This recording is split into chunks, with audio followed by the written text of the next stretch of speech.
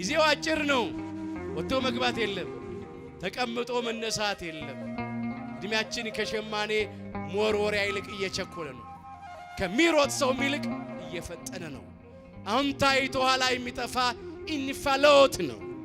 የጠዋት ላይ ጤዛ ነው ሕይወታችን። ተሰባሪ ሸክላዎች ነን። የመስከረም የጥቅምት አደይ አበባዎች ነን። ዳር ላይ የለም፣ ታይሳስ ላይ የለም። አሁን የለም አበባው ጠውልጓል፣ ደርቋል፣ ረግፏል። የኛም ሕይወት እንደዚህ ነው። ሞት እደጃፋችን ላይ ነው ያለው። የምንሰማው አስደንጋጭ ነገር ነው በየቀኑ። ስለዚህ ሁል ጊዜ ተዘጋጅተን ልንኖር ያስፈልገናል።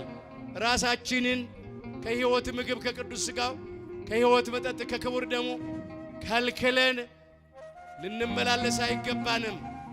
በተሰጠን ጊዜ ሃይማኖታችን አጽንተን ምግባራችንን አቅንተን ለንስሐ የሚገባ ፍሬ አፍርተን እንደ ቸርነት ነው እንጂ እንደ በደላችን አይሁን ብለን በተሰበረ ልብ በተዋረደ መንፈስ በትሕትና ሆነን ወደ ሕይወት ምግብ ወደ ቅዱስ ሥጋው ወደ ሕይወት መጠጥ ወደ ክቡር ደሙ እንቅረብ። ያን ጊዜ አምላካችን የዘላለምን ሕይወት ያድለናል።